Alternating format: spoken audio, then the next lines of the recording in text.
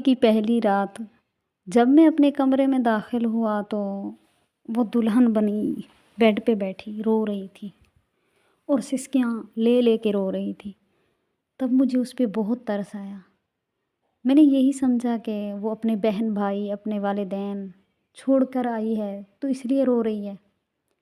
جب میں اس کے پاس گیا اور بیٹھ کر اس سے پوچھنے لگا کہ آپ اتنا نہ روئیں، تو اس نے مجھے غصے سے پیچھے ہاتھ سے دھکا مارا اور کہا کہ آپ میرے نزدیک مت آنا اور میرا نام بھی نہ لینا، میری طرف بھی نہ دیکھو۔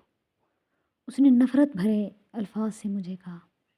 میں نے پھر بھی اس بات کو محسوس نہیں کیا اور اس کو میں نے پورے اطمینان سے اور پیار سے میں نے دوبارہ اس کو کہا کہ آپ کو ہوا کیا ہے؟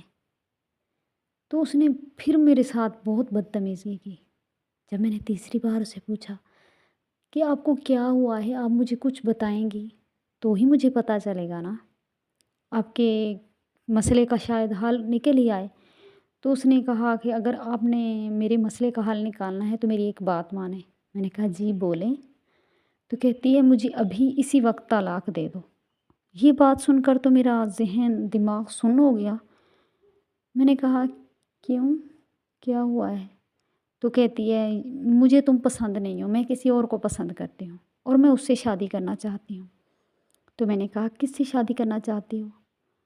تو اس نے کہا میں اپنے کزن سے شادی کرنا چاہتی تھی لیکن میرے گھر والے نہیں مانے اور اس کے گھر والے بھی نہیں مانے۔ تب میں نے اس سے پوچھا کہ تم نے بھاگ کے اس سے شادی کیوں نہیں کی، بھاگ جاتی اس کے ساتھ؟ تو اس نے کہا نہیں، میرے کزن نے کہا تھا کہ گھر والوں کی مرضی سے شادی کریں گے، ہم بھاگ کے آپس میں شادی نہیں کریں گے۔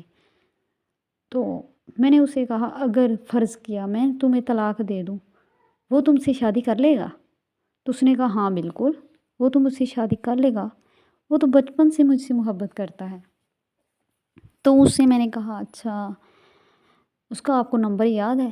تو اس نے کہا کیسے ہو سکتا ہے اس کا مجھے نمبر یاد نہ ہو؟ میں نے اسے کہا یہ لے موبائل اور اس سے بات کرو۔ اس نے موبائل لیا اور اس سے بات کرنے لگی۔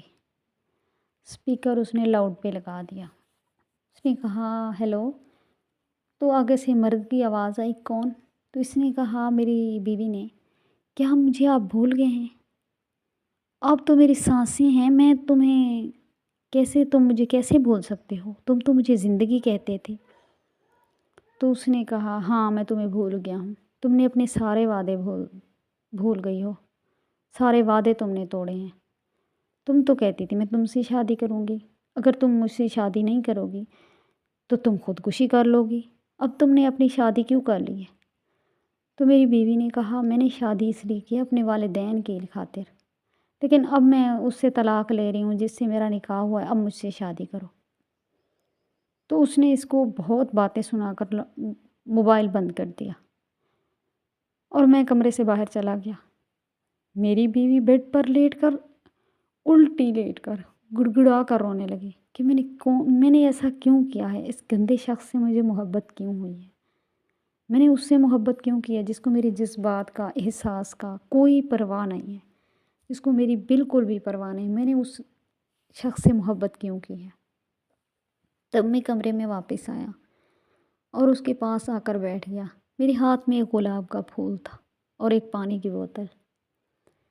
میں نیچے بیٹھ گیا گھٹنوں کے بھر اور اس سے کہا مجھے محبت کرنی نہیں آتی اور نہ ہی کبھی کی ہے، لیکن محبت کی عزت کرنی مجھے آتی ہے۔ میں عزت مجھ سے کروا لیں، میں عزت بہت کرتا ہوں۔ اور میں نے جب اس کو بولا کہ آئی لو یو تو اس میں مجھے ایسے لگا جیسے جان آ گئی ہو، اور اس کی ساری باتیں میں نے اگنور کی اور اس کو میں نے ایک تھوڑی سی بات بھی یہ یاد نہیں دلوائی کہ تم ابھی مجھے کہہ رہی تھی کہ میں اس سے محبت کرتی ہوں، مجھے طلاق دے دو۔ میں نے کچھ بھی نہیں کہا۔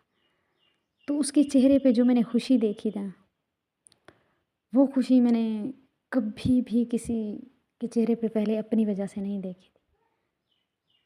میں یہی سب کو یہی کہوں گا کہ جو آپ کی قدر کرے اس سے محبت کرو، عزت کا رشتہ قائم رہتا ہے۔ پیار اور محبت کے اور ٹائم پاس لڑکے بہت ہیں دنیا میں، جیسا کہ وہ لڑکا تھا۔